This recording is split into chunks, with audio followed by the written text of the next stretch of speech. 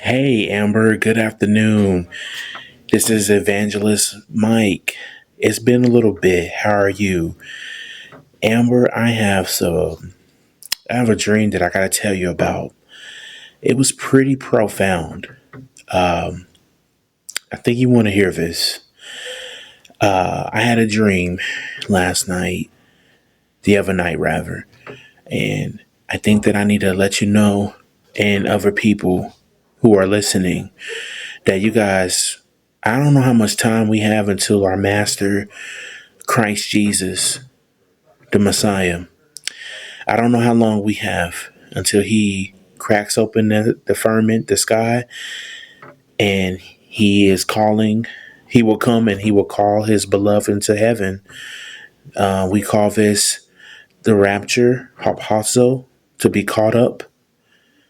Let me read to you the book of Revelation, chapter 13. Book of Revelation, chapter 13, starting with verse 11.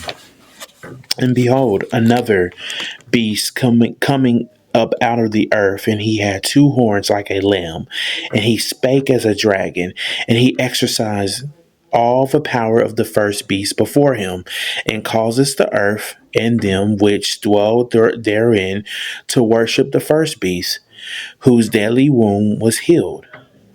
And he doth great wonders, so that he maketh the fire come down from heaven and on the earth in the sight of man. I'm going to go skip down to verse 15. And he had power to give life unto the image of the beast, that the image of the beast should both speak and cause that as many as would not worship the image of the beast should be killed. And he causeth all, both small and great, rich and poor, free and bond, to receive a mark on their right hand or on their foreheads, the mark of the beast, and that no man might buy or sell save he that had the mark or the name of the beast, or the number of his name. Here is wisdom. Let him that hath understanding count the number of the beast, for it is the number of a man, and his number is 600 666. I had a dream. I was at my mother's house, and I want to assume that it was probably evening time.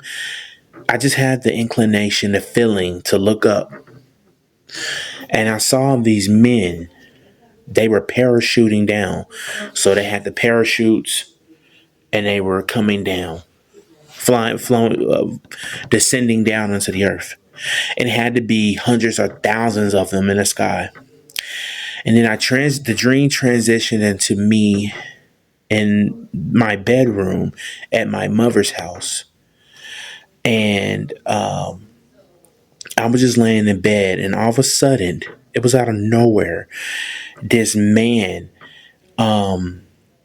he was Caucasian descent, very tall, had like salt and pepper beard, had like the Green Army hat on, and looked like he had a special ops attire.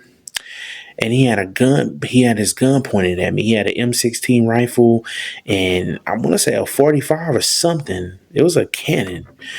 But he pointed his rifle at me and did like this. And I held my hands up, and he said, "Let me see your right hand."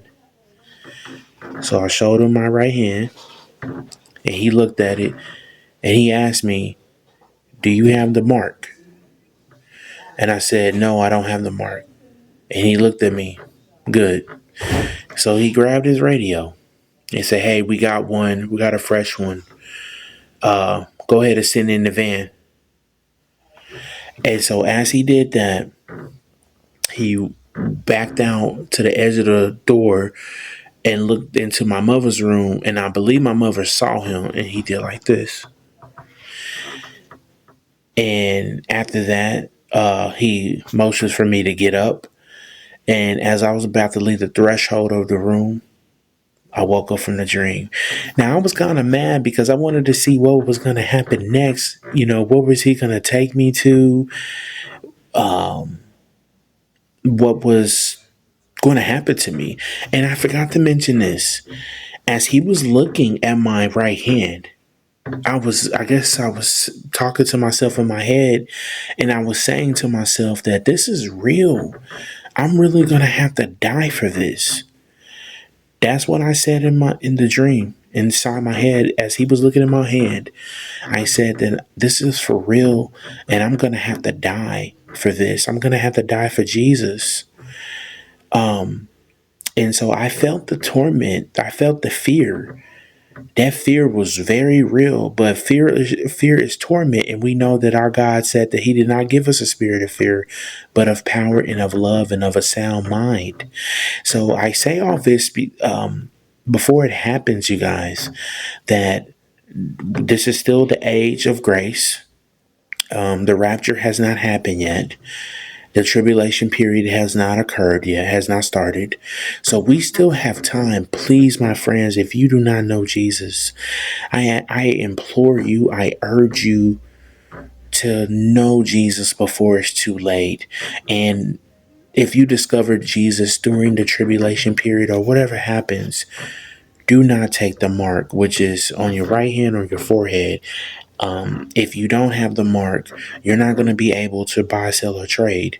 And the false prophet, as I read, the beast of the earth, that's the false prophet. He's going to cause all, small and great, to worship the first beast, the beast of the sea, the Antichrist. So you are going to have to make a choice. There is no middle ground. There is no fence sitting on the middle of the fence. You're going to have to make a choice. Either you take the mark or you die. But I encourage you, don't take the mark. Be a martyr for Jesus.